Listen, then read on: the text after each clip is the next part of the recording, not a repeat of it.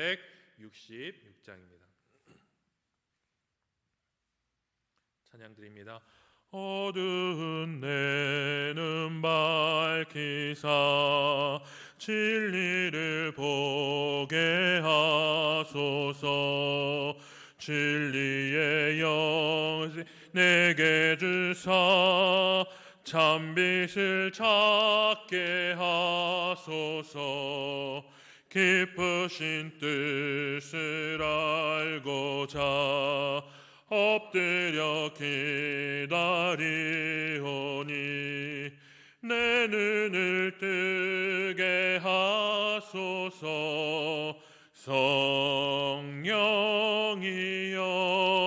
성령이여 막혀진 내게 여시사 주님의 귀한 음성을 이 귀로 밝히 들을 때에 내 기쁨 한량 얻겠네. 깊으신 뜻을 알고자 엎드려 기다리오니 내 귀를 열어주소서. 성령이여 봉해진 내 힘 여시사 복음을 널리 전하고 차가운 내 맘 녹여주사 사랑을 알게 하소서. 깊으신 뜻을 알고자 엎드려 기다리오니 내 입을 열어주소서.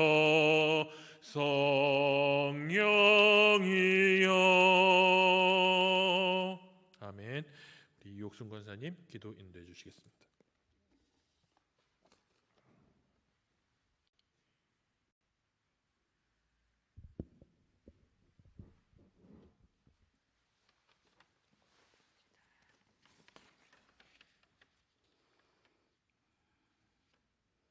좋으신 하나님 감사합니다.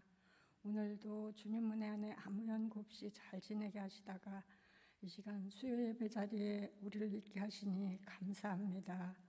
우리나라 대한민국 코로나19로 큰 어려운 가운데 있어도 주님 지켜주셔서 이제 안정되게 하심을 감사합니다. 이 나라에 어려워진 정치, 경제, 교육 문제도 선하신 하나님께서 회복시켜 주실 것을 믿고 감사를 드립니다. 회복 과정 가운데 행여 전염이 확산되는 일 없도록 주님 도와주시옵소서. 남인천교회를 기뻐하시는 하나님 감사합니다. 담임 목사님에게 늘 영역 강건케 하여 주시며 말씀의 영역권이 부어주셔서 하나님께서 맡겨주신 양들을 목양하며 교회를 이끌어가기에 조금 더 부족하지 않도록 주님 도와주시옵소서. 부목사님과 세 분 전도사님들에게도 동일한 은혜로 함께하여 주시옵소서. 교회 모든 예배와 모임이 회복되기를 간절히 원하며 이 시간 들려주시는 말씀 우리의 마음에 새겨 주님 자녀로 합당한 삶을 살도록 도와주시옵소서. 하나님은 나의 아버지시며 나는 하나님의 자녀인 것을 고백하며 우리 예배를 기쁘게 받으시는 아버지 하나님께 감사하며 예수님 이름으로 기도드렸습니다. 아멘.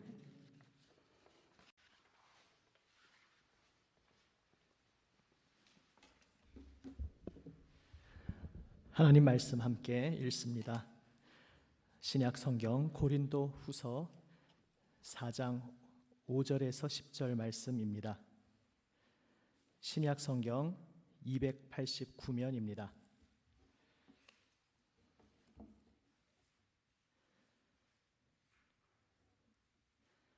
신약 성경 289면 고린도 후서 4장 5절에서 10절 말씀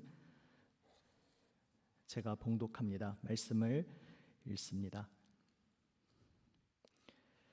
우리는 우리를 전파하는 것이 아니라 오직 그리스도 예수의 주 되신 것과 또 예수를 위하여 우리가 너희의 종된 것을 전파함이라. 어두운 데에 빛이 비치라 말씀하셨던 그 하나님께서 예수 그리스도의 얼굴에 있는 하나님의 영광을 아는 빛을 우리 마음에 비추셨느니라. 우리가 이 보배를 질그릇에 가졌으니 이는 심히 큰 능력은 하나님께 있고 우리에게 있지 아니함을 알게 하려 함이라. 우리가 사방으로 우겨쌈을 당하여도 쌓이지 아니하며 답답한 일을 당하여도 낙심하지 아니하며 박해를 받아도 버림받지 아니하며 거꾸러뜨림을 당하여도 망하지 아니하고 우리가 항상 예수의 죽음을 몸에 짊어짐은 예수의 생명이 또한 우리 몸에 나타나게 하려 함이라. 아멘. 할렐루야. 아멘. 보배를 질그릇에 가진 복된 삶이라는 제목으로 말씀의 은혜를 나누기 원합니다. 지금도 이제 저희가 코로나 시국에 방역 수칙을 지키기 위해 또 서로의 안전을 위해서 지금 다 마스크를 쓰고 계시지 않습니까? 일주일 동안 생활하시면서 각자 삶의 영역에서 지나다닐 때마다 서로 이제 아는 사람 또 모르는 사람 스쳐 지나가면서 서로 마스크를 쓴 모습을 보실 때 어떤 느낌이 드십니까? 혹시 이런 느낌이 드십니까? 야, 참 삭막하다. 그러니까 서로 얼굴도 안 보이잖아요. 다 얼굴을 덮어서 그러다 보니까 뭐 그런 일들도 일어납니다. 이렇게 다가오는데 저분이 눈만 봤을 때 아는 분 같기도 하고 아닌 것 같기도 하고 해서 더 가까이 가서 보고서야 아니구나. 상대방은 왜 나를 저렇게 쳐다볼까 이렇게 생각했을지도 모르겠습니다. 다 알아보기도 힘들고 무언가 마스크를 쓰고 얼굴을 가리고 있다는 것 자체가 경계를 하고 서로 벽을 친 것 같고 그래서 삭막한 느낌이 든다. 이런 느낌을 가질 수도 있습니다. 하지만 한 걸음 더 들어가 보면 관점을 새롭게 보면 다른 것도 보일 수 있습니다. 오늘 본문 말씀 고린도후서 4장 전후 문맥 고린도후서 전체의 문맥과 또 당시 시대상 배경을 참고로 해서 오늘 내용을 생각해 보면 이런 이야기들이 배경에 있습니다. 고린도 교회를 속이려는 거짓 교사들이 침투해 있었습니다. 이제 고린도전서 상황에 비해서는 많이 정리가 되었고 그래서 대부분의 고린도 교인들도 이제 거짓 교사들을 분별하게 되었지만 아직 거짓 교사들의 영향력이 완전히 배제되지는 않았고 또 여전히 거기에 속고 있는 사람들도 조금은 있는 상황이었습니다. 그래서 나중에 고린도후서 후반부에 가면 그 거짓 교사들에 대한 또 마지막 경고를 하는 내용을 보게 됩니다.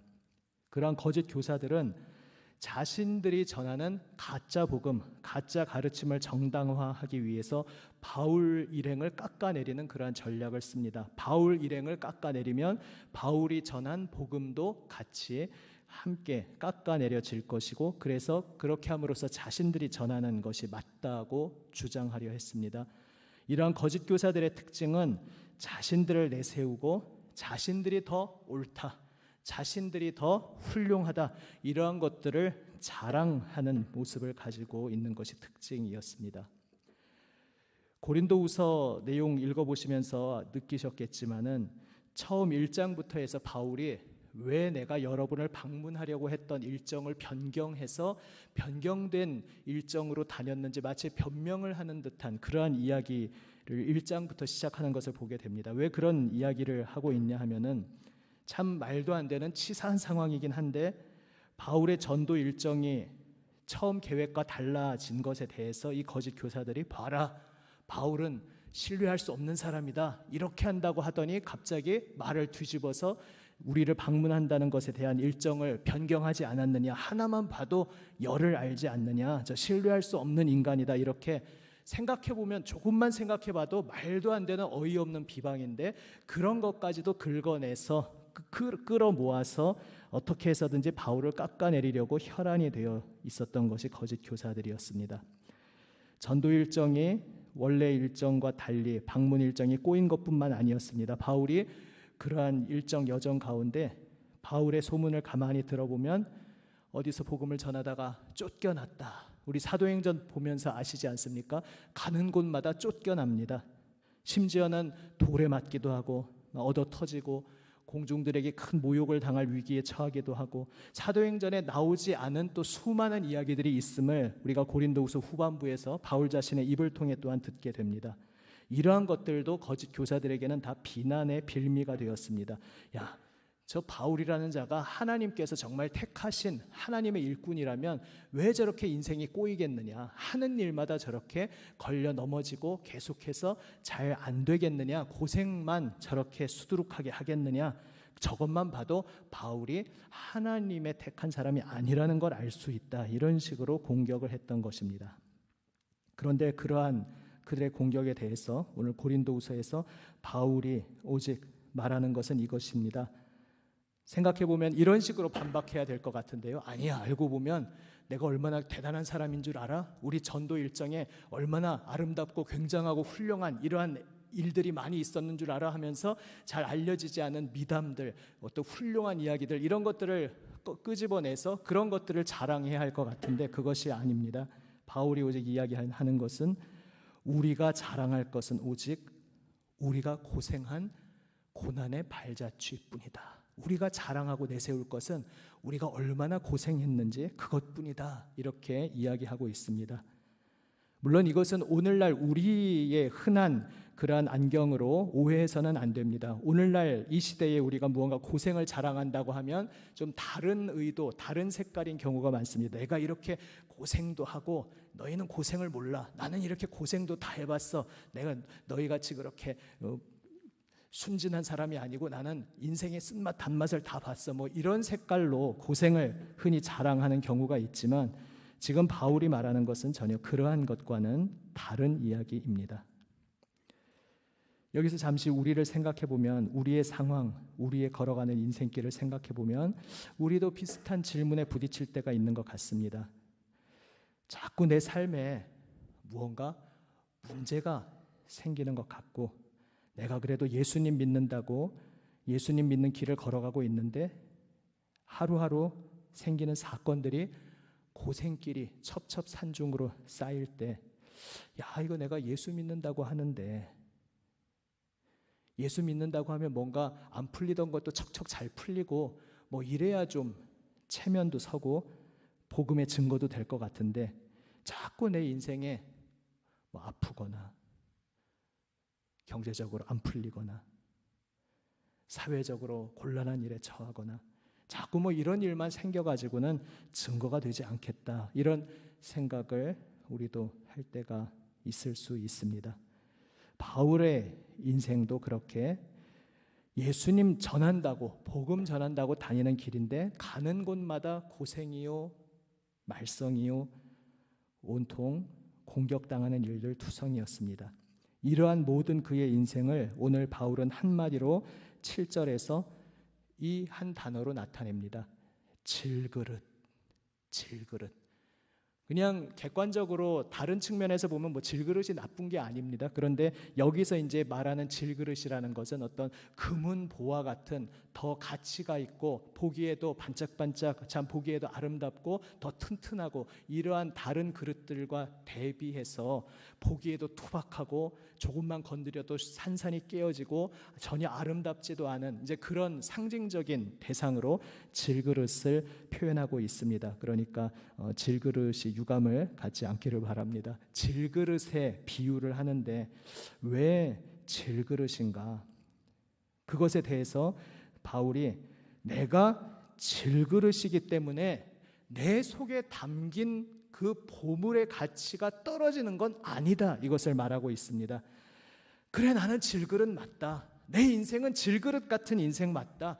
나의 하루하루 나의 삶에 펼쳐지는 모든 사건들, 내 삶의 여러 가지 이야기들이 정말 질그릇으로 온통 가득 차 있는 것처럼 보일 수 있다. 그런데 이 질그릇에 하나님께서는 보배를 담아 주셨다. 내 인생은 보면 고생투성이고 사람들로부터 비난과 비방만 당하는 것 같고 늘 가는 곳마다 쫓겨나고 배척당하고 따돌림당하고 조롱당하는 것 같은, 한마디로 질그릇 같은 길처럼 보일 수 있으나, 그러나 그렇기 때문에 이 질그릇에 보배가 담겨있는 그 보배의 가치가 떨어지는 것은 전혀 아니다. 그래, 나는 질그릇이 맞다. 그러나 이 질그릇에 담겨있는 것은 바로 예수 그리스도, 그분의 참된 진리의 생명의 복음, 그 참된 진리의 보물이 이 질그릇에 담겨 있다. 이것을 역설적으로 바울은 말하고 있습니다. 그래서 4장 7절 말씀에서 역설적으로 오히려 이렇게 말합니다.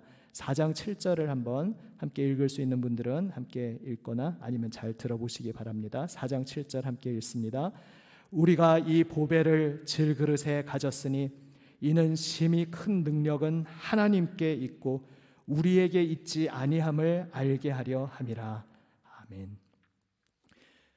보배가 금은 보화 같은 그런 으리으리한 그릇에 담겨 있지 않고 질그릇에 담겨 있기 때문에 오히려 역설적으로 사람들이 질그릇에, 그 그릇에 시선을 빼앗기는 것이 아니라 그 그릇 안에 담겨 있는 보물에 비로소 집중하게 된다는 그러한 이야기를 하고 있습니다. 질그릇에 보배가 담겨 있기 때문에 이 질그릇 같은 바울, 복음을 전하는 우리 사람, 사도, 일꾼들, 여기에 시선이 집중되지 않고 우리가 전하는 예수 그리스도께 오히려 시선이 집중되는 것이다. 질그릇 같은 인생이기에 심히 큰 능력이 우리에게 있는 것이 아니고 모든 것을 주관하시는 하나님께 큰 능력이 있음이 드러나고 있다. 확실하게 증거되고 있다. 이렇게 이야기하고 있습니다. 그래서 바울은 자신의 고생으로 가득한 그 인생 여정을 새로운 관점으로 보도록 고린도 교인들을, 또한 우리를 초청하고 있습니다. 한 걸음 더 깊이 들어가 보라 말씀하고 있습니다. 마스크 말씀을 드렸습니다. 위험하고 삭막해진, 정말 언제 누구에게서 감염이 될지 모르고 그래서 서로 경계해야 되는 그러한 지금 사회의 처지를 적나라하게 보여주는 그러한 물건인 것도 분명히 맞습니다. 그게 아닌 건 아닙니다. 하지만 마스크는 이중적 측면이 있죠. 지금 삭막하고 위험한 이 사회를 보여주는 상징적인 물건이기도 하지만 또 다른 측면이 있습니다. 제가 요전에 엘리베이터를 타는데 막 재채기가 나오려고 하는 겁니다. 근데 먼저 타고 있던 한 분이 있었습니다. 요즘 같은 시대에 엘리베이터 그 좁은 공간에서 재채기가 나오면 얼마나 민폐입니까? 상대방이 얼마나 기겁하겠습니까? 저 같아도 그럴 것 같습니다. 엘리베이터 탔는데 한 사람이 갑자기 재채기를 하면은 빨리 눌러가지고 아무 층이나 내릴 것 같습니다. 근데 제가 안심하고, 뭐 안심까지는 아니지만 그래도 크게 두려워하지 않고 재채기를 했습니다. 왜냐하면 마스크를 쓰고 있었기 때문입니다. 그래도 행여 불쾌하실까 싶어서 엘리베이터 모퉁이 구석에 얼굴을 받고 이렇게 마스크를 썼지만 팔을 이렇게 가리고 재채기를 참을 수는 없었기 때문에 재채기를 했고, 이제 그분은 도중에 내리신 것 같지는 않고 본인 목적지에 제대로 잘 내려서 가셨습니다. 마스크는 삭막한 지금 우리의 처지를 나타내주는 물건인 것도 맞지만 우리가 마스크를 왜 씁니까? 내가 감염될까 봐 나를 지키기 위해서도 쓰지만 우리도 14일 그 잠복기 동안 내가 지금 감염되어 있는지 아닌지 알 수 없는 그 묘한 특징 때문에 마스크를 쓰고 다니면서 나도 알지 못하는 사이에 내가 보균자가 되어 있을 수 있는데, 감염자가 되어 있을 수 있는데, 그래서 남을 감염시키지 않기 위해서, 남을 보호하기 위해서 또한 마스크를 우리는 씁니다. 그래서 마스크는 지금 삭막한 이 사회의 단면을 보여주는 물건이기도 하지만 삭막하고 정말 언제 누가 생명을 잃을지, 건강을 잃고 고생을 할지 알 수 없는 그러한 이 위기의 사회 속에서 그래도 서로를 지켜주고 상대방을 배려해주는 따스한 마음이 또한 나타나는 것이 우리가 쓰고 있는 마스크구나, 재채기를 하면서 그런 생각이 들었습니다. 사도 바울의 지금 이야기하는 것도 그러한 맥락입니다. 똑같은 이야기는 아니지만 같은 사건을 전혀 다른 깊이 한 발자국 들어가면 완전히 다른 관점에서 볼 수 있음을 이야기하는 것입니다. 우리가 죄인이라고 말하는 것은 마치 요즘 시국에 비유해서 말하자면 이런 식으로 표현할 수 있습니다. 내가 감염되어 있을 수 있기 때문에 내가 모나고 뒤틀린 죄인이기 때문에, 그래서 내가 모르는 사이에 나의 가벼운 재채기 한 번으로도 상대방에게 피해를 줄 수 있기 때문에 배려의 마음으로 마스크를 쓰듯이 우리가 죄인 괴수이기에 모나고 뒤틀려 있기에 때로는 내가 의도적으로 그럴 수도 있지만 나의 의도는 없었음에도 불구하고 가볍게 지나가는 나의 말 한마디, 나의 표정 하나가 상대방에게 불쾌하거나 아픔이 되거나 무언가 공격적으로 다가갈 수가 있는 것이 바로 우리들의 모습입니다. 우리가 마스크를 쓰고 다니면서 나는 당신에게 해를 끼치지 않기 위해 주의하려고 해요. 저는 당신을 배려하면서 조심하면서 지금 당신 앞에 서 있습니다 라고 메시지를 보내는 것처럼 왜 우리가 서로 섬기면서 살아야 하는가? 제가 죄인 괴수라서 저도 모르는 사이에 당신을 찔러대고 당신에게 아픔을 드릴 수 있어요.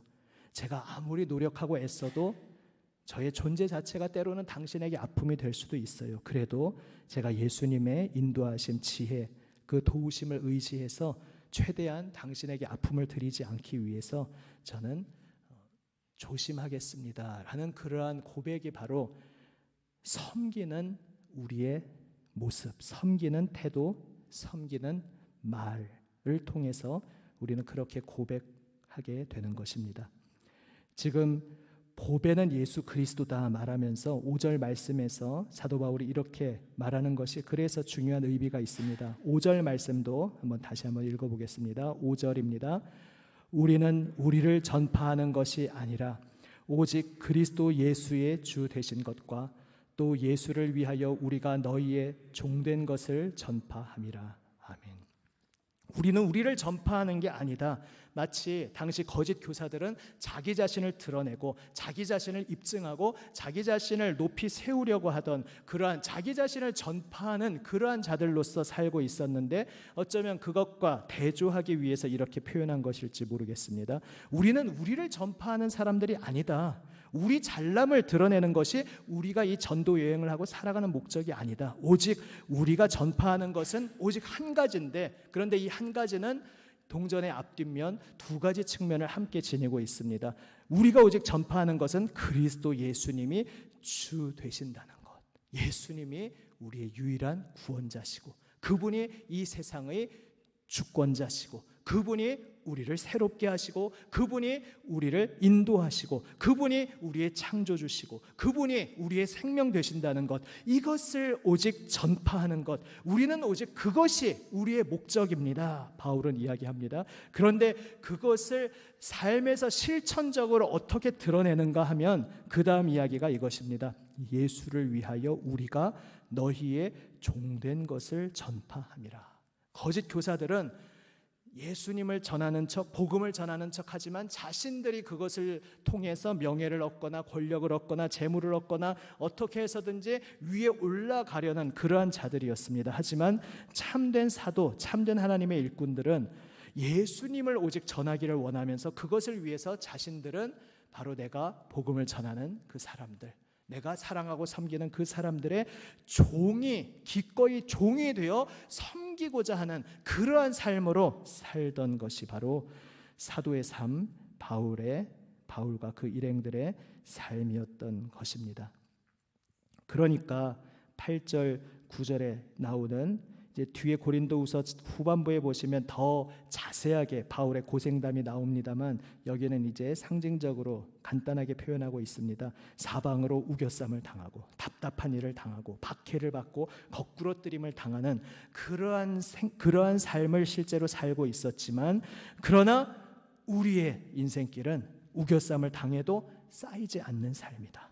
답답한 일을 당해도 낙심하지 않는다. 박해를 받아도 버려진 삶이 아니다. 거꾸로 뛰림을 당하지만 망하지 않는 것이 지금 우리가 살아가는 삶이다. 왜냐하면 우리가 지금 이 모든 고생을 하는 것은 의미 없는 고생이 아니라 바로 예수 그리스도의 발자취를 따르는 삶이기 때문이다. 이것을 고백하고 있습니다. 상대방을 배려하기 위해 마스크를 쓰듯이 사도 바울 일행은, 참된 사도들은 섬기는 종의 삶을 살고 있었습니다. 왜냐하면 예수님께서 우리의 발 씻어주시는 섬김으로 우리를 위해 십자가에서 생명까지 내어주시는 그 종된 섬김을 통해 우리를 구원하여 주셨기 때문입니다. 그래서 그 복음을 전하는 참된 전령 배달꾼들의 삶도 종되는 삶을 살아야 그 십자가의 복음을 바로 전할 수 있었습니다. 예수님이 당신을 섬기시기 위해 당신을 위해 생명까지 내어주셨습니다. 말은 이렇게 하는데 그 말을 하는 자들이 자신들이 위해서 군림하려고 하고 주권자가 주인이 되려고 하고 휘두르는 자가 되려고 한다면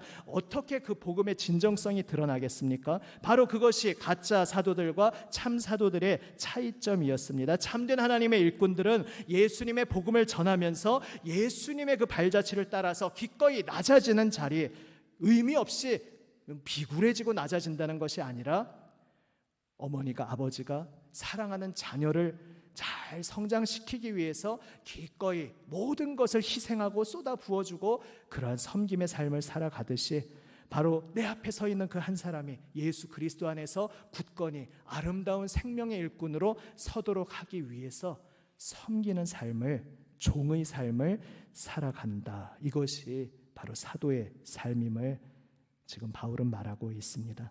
바로 이것이 질그릇의 삶이었습니다. 투박하고 보기에는 전혀 매력적이지 않고, 말하자면 이런 것이죠.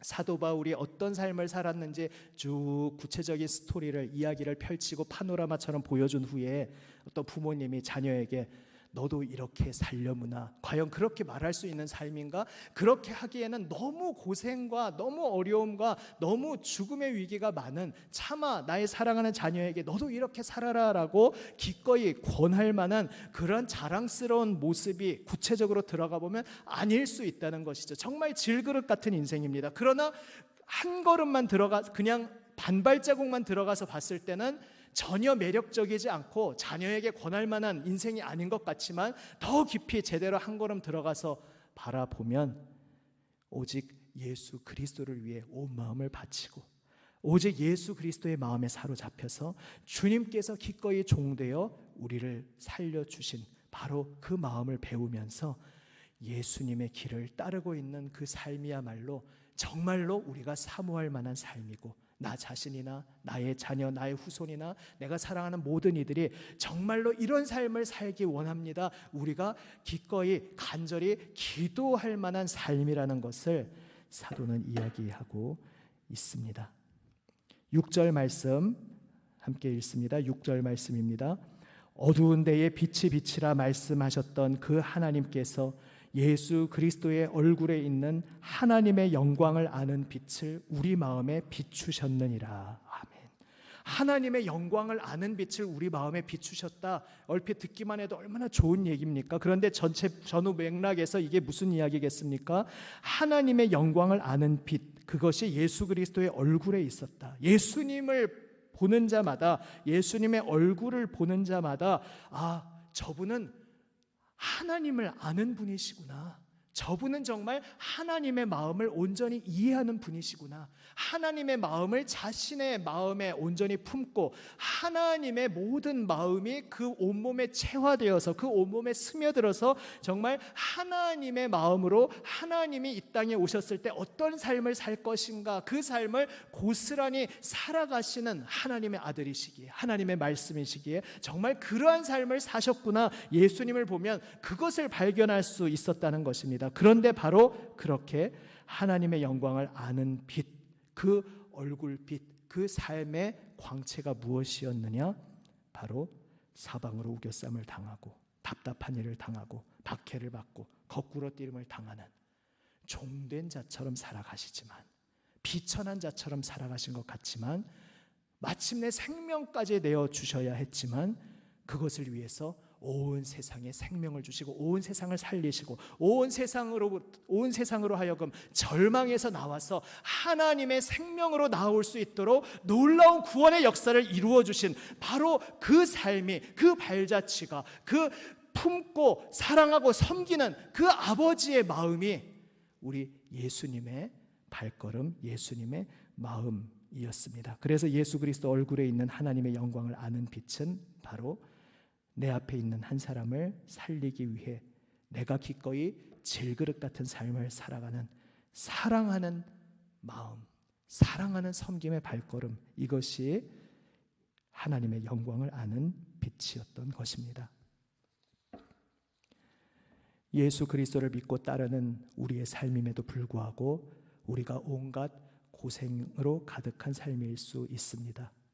그러나 거기에 우리가 위축되거나 낙심하지 않기를 원합니다. 우리가 예수님을 믿으면서 고난의 길을 가는 것은 1차적으로 아까 7절에서 보신 것처럼 그렇습니다. 하나님, 제가 저에게 능력이 있는 것이 아니고 모든 능력이 하나님께 있음을 저로 하여금 겸손히 더욱더 깊이 마음에 새기고 깨닫게, 그리하여 참 겸손함의 길이야말로 예수님을 마음에 더욱더 깊이 받아들일 수 있는 길이기에 하나님 앞에, 예수님 앞에 겸손히 엎드리도록 저를 더욱더 깊은 길로 인도하시는 길인 줄 믿습니다. 이렇게 고백하도록 우리를 인도하고 계시다는 것을 한 걸음 깊이 들어가 더욱더 바라보는 우리 모두가 되기를 원합니다. 그리고 우리의 이 고생길은 의미 없는 고생길이 아니라 적극적인 섬김의 길, 내가 종으로 삶으로써 내가 더 고난, 더 어려움, 자청해서 걸어가는 것이 바로 나의 그러한 섬김을 통해서 또 다른 한 사람이 예수님을 깊이 알 수 있게 되는 그러한 섬김의 길, 살림의 길을 가는 것임을 기억하는 우리 모두가 되기를 원합니다. 예수 그리스도 안에서 우리는 새 생명을 얻었습니다. 그러나 여전히 우리는 질그릇입니다. 우리는 연약합니다.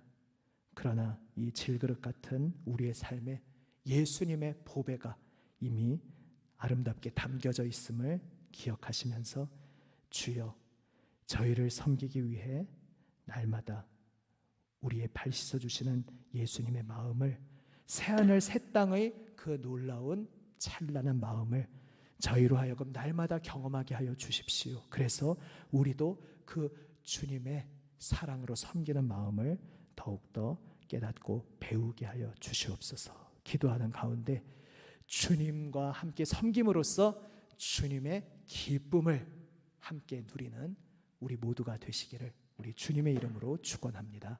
아멘. 함께 찬송하시고 기도하겠습니다. 아까 찬송하신 366장 함께 찬송합니다. 366장입니다. 어두운 내 눈 밝히사 366장 함께 찬송합니다. 어두운 내 눈 밝히사 진리를 보게 하소서. 진리의 열쇠 내게 주사 참빛을 찾게 하소서. 깊으신 뜻을 알고자 엎드려 기다리오니 내 눈을 뜨게 하소서. 성령이여 막혀진 내 귀 여시사 주님의 귀한 음성을 이 귀로 밝히 들을 때에 내 기쁨 한량 없겠네. 깊으신 뜻을 알고자 엎드려 기다리오니 내 귀를 열어주소서. 성령이여 봉해진 내 입 봉해진 내 입 여시사 복음을 널리 전하고 차가운 내 맘 녹여주사 사랑을 하게 하소서. 깊으신 뜻을 알고자 엎드려 기다리오니 내 입을 열어주소서.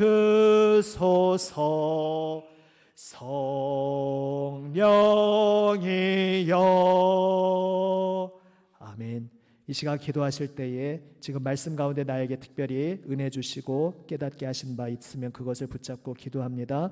혹은 제가 기도할 제목을 한 가지 드린다면 아까 마스크 비유로 말씀드린 대로 마스크가 배려를 오히려 상징할 수 있듯이 우리가 섬긴다는 것은 나의 연약함을 인정하면서 나의 한계를 인정하면서 주님의 사랑을 배우고 우리를 위하여 발 씻는 자리에까지 생명 내어주시는 자리에까지 내려오신 우리 주님의 그 사랑의 섬김을 배우면서 서로를 배려하고 나의 연약함을 겸손히 인정하고 상대방이 주님의 사랑받는 자임을, 귀한 자임을 고백하는 그러한 행동임을 기억하시면서 주여 저의 눈을 열어주시고 저의 마음을 열어주셔서 저의 새로운 눈으로 세상을 보게 하여 주시옵소서. 내가 만나는 한 사람 한 사람, 저 사람 나한테 상처 준 사람인데, 저 사람은 골치 아픈 사람인데, 저 사람은 참 어떻게 대해야 될지 모르겠던 사람인데, 여러 가지 다양한 시각으로 우리가 많은 사람을 접하지만 주님 새로운 눈으로, 주님께서 그를 바라보는 눈으로 바라보게 하시고 주님의 마음으로, 예수님의 마음을 배워 사랑에 섬기는 종으로, 마스크 쓴 마음으로, 겸손히 섬기는 마음으로 살아가게 하여 주옵소서. 한번 기도하며 나아갑니다. 함께 기도하시겠습니다. 아버지 하나님 주여 우리를 생명의 자리로 불러주시고 아버지 하나님 주여 예수님의 그 빛을 하나님의 영광을 아는 예수님의 얼굴에 있는 빛을 우리로 하여금 보게 하여 주시니 감사합니다. 주여 사랑을 알지 못하던 우리가 예수님을 만나며 예수님의 사랑을 경험하게 되었습니다. 섬김이 얼마나 고귀하고 가치 있는 것인 줄 알지 못하고 꺼리던 저희들이 아버지 우리를 섬겨주시고 생명 내어주시기까지 섬겨주시는 주여 예수님의 그 섬김의 아버지 안에 아름다우심을 보게 되었습니다. 주여 감사합니다. 주님 저희를 사랑으로 섬겨주신 그 예수님의 손길 아버지 날마다 더 깊이 깨닫고 경험하게 하여 주시옵소서. 아버지 주님의 마음을 더 깊이 깨달아 알게 하여 주시옵소서. 주님의 마음을 배우게 하여 주시옵소서. 아버지 하나님 주여 이 세상 속에서 거칠고 험한 이 세상 속에서 아버지 하나님 주여 방업을 걸치고 공격적으로 아버지 하나님 경계하며 살아가던 우리의 인생길이었습니다. 그러나 이제 아버지 우리를 섬기시고 사랑으로 끌어안아 주시는 예수님 안에서 전혀 다른 새로운 마음으로 새로운 눈으로 아버지 이 세상을 바라보며 살아가게 하여 주시옵소서. 주여 우리를 끌어안아 주시고 사랑하여 주신 받아주시고 용납하여 주신 예수님 안에서 아버지 날마다 우리의 마음을 새롭게 하여 주시옵소서. 예수님의 그 마음을 배우며 아버지 서로를 사랑으로 섬기며 아버지 저희의 연약함과 한계를 인정하며 배려하는 마음으로 주 예수님의 그 사랑의 섬김을 본받아 서로 섬기게 하여 주시옵소서. 섬김으로써 우리 속에 담겨있는 보배이신 우리 주 예수 그리스도의 진정성을 아버지 진리의 참 복음을 아버지 전하는 증거하는 우리의 삶이 되게 하여 주시옵소서. 아버지 감사합니다. 감사합니다.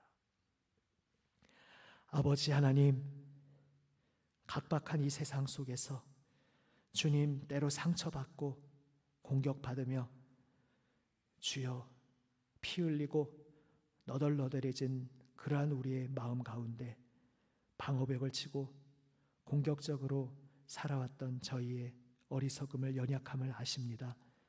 주님 이러한 저희를 불쌍히 여겨주시어 한없는 사랑과 크신 긍휼과 자비로 저희를 끌어안아 주시고 뾰족뾰족한 저희임에도 불구하고 피 흘리시기까지 저희를 꼭 끌어안아 주시고 우리의 모든 죄를 한 몸에 짊어지시고 우리를 위하여 죽으심으로 저희를 죄의 저주에서 건져주시고 저희의 모든 죄악을 씻어주시고 저희를 하나님의 자녀로 새롭게 태어나게 창조하여 주시니 감사드립니다.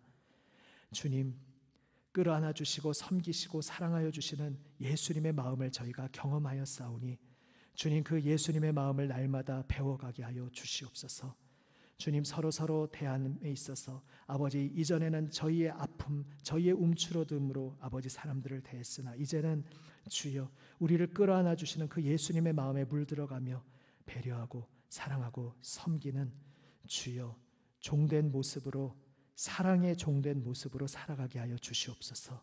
저희의 종으로 섬기는 삶을 통해 저희 질그릇에 담아주신 보배, 우리 주 예수 그리스도의 참되심이, 진정성이 우리의 인생 속에서 드러나게 하여 주시옵소서. 우리 구주 예수 그리스도의 이름으로 기도드립니다. 아멘. 할렐루야. 아멘. 한번 우리 멀리 조금씩 떨어져 계시지만 앞뒤 좌우 한번 보시면서 축복의 인사 나누시겠습니다. 한번 좀 크게 하셔야 서로 들리겠죠. 크게 한번 이렇게 하셔도 좋겠습니다. 당신은 너무나 아름다운 보배를 담고 있는 질그릇입니다. 당신은 너무나 아름다운 보배를 담고 있는 질그릇입니다. 아멘. 또 한번 이렇게 축복하실까요? 당신의 고생길에는 하나님의 깊으신 뜻이 담겨 있습니다. 당신의 고생길에는 하나님의 깊으신 뜻이 담겨 있습니다. 아멘. 우리의 고생길을 통해 다시금 우리의 연약한 한계를 인정하게 하시고, 그래서 하나님 앞에 더욱 엎드리게 하시고, 더 나아가 예수님 그 배려의 섬김의 실천을 살아가게 하시는 주님을 바라보며 힘을 내어 기쁨으로 어떠한 어려움 속에서도, 특별히 참 모두가 어려운 이 시기에 주님, 이 시간 속에서도 죽음의 권세를 깨트리시고 부활하신 나의 주님, 나의 인생 한복판에 살아 역사하시는 줄 믿습니다. 기쁨으로 고백하며 승리하시기를 주님의 이름으로 축원합니다. 아멘. 교회 다양한 소식은 주보를 참조해 주시고요.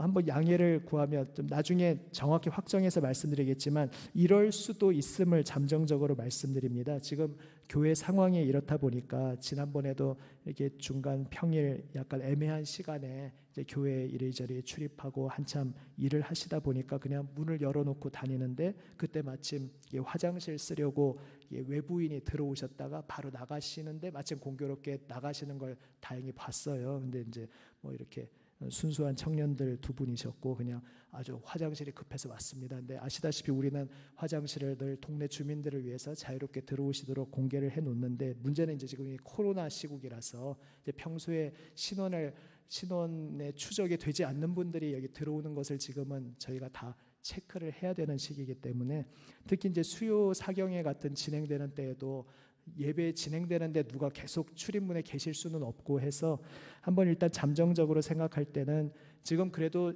조금 지각하실 수는 있지만 한참 진행된 후에 오시지는 않잖아요. 그래서 저희가 7시 반에 시작하니까 한 7시 40분이나 45분쯤 되면은 그냥 문을 잠궈 놓고, 오늘은 이제 우리 이강원 전사님이 1층과 2층에 약간 계시면서 이제 파수를 하셨는데 한 좀 적정한 시간이 되면 잠궈 놨다가 예배 끝나고 여는 식으로 해야 되지 않을까 싶습니다. 이 말씀을 드리는 이유는 혹시나 앞불사 무슨 상황이 있어서 7시 45분 이후에 도착하시면 문이 잠겨 있을 수 있다는 사실을 혹시 미리 이제 알고 계시라 말씀드리는 것이고요. 한번 진행해 보면서 이거보다 더 좋은 방법이 있다 하면은 또 좀 시정하면서 다시 말씀드리도록 하겠습니다. 한 번 더 이렇게 멀리 다시 쳐다보시면서 또 인사하실까요? 내일도 주님 안에서 승리하십시오. 이렇게 축복하시겠습니다. 내일도 주님 안에서 승리하십시오. 아멘. 축도하겠습니다. 지금은 우리 구주 예수 그리스도 놀라우신 은혜와 아버지 하나님의 사랑과 성령님의 교통하심이, 아버지 하나님의 놀라우신 은혜와 사랑으로 부름받은 모든 하나님의 아들, 딸들 위해 지금부터 영원까지 함께 하시기를 간절히 축원하옵나이다. 아멘. 예, 오늘 후주가 없죠. 그 참에 참 중요한 광고사항을 하나 빠뜨렸습니다. 우리 장례 소식이, 별세 소식 구역 목자 통해서 아마 연락 받으신 분들 있으시겠지만은 우리 기세왕 집사님 부친 고 기우숙 성도님, 전에 새벽기도 나오시던 분들은 그 이름 보면서 계속 기도하셨었는데 이제 어제 하나님의 부르심을 받으셨습니다. 그래서 교회 공식적으로 요즘 코로나 시국에 최소한의 인원으로 다녀오기 때문에 이제 구역 목자님들하고 각 선교회 대표분들에게 연락만 드렸고 아까 소수로 해서 낮에 이제 예배를 다녀왔습니다. 혹시 개인적으로 조문을 원하시는 분은 이제 내일 아침이 발인이 있기 때문에 사실 오늘 저녁밖에 이제 기회가 없긴 한데 또 서울입니다. 아무튼 은평 성모 장례식장, 은평 성모 장례식장 10호실이 빈소고요. 내일 아침 8시 반에 발인합니다. 그래서 혹시 가시지는 못하더라도 또 기억하시면서 기도해 주시고 또 위로의 인사 전하시기 바랍니다. 기세왕 집사님, 또 윤경원 집사님, 예, 기세왕 집사님 부친 되시는 고 기우숙 성도님 이제 내일 발인 있습니다. 예, 기도해 주시기를 바랍니다. 예, 주님 평화가 또 이 한 주간 남은 시간도 함께 하시기를 우리 주님의 이름으로 축원합니다. 아멘.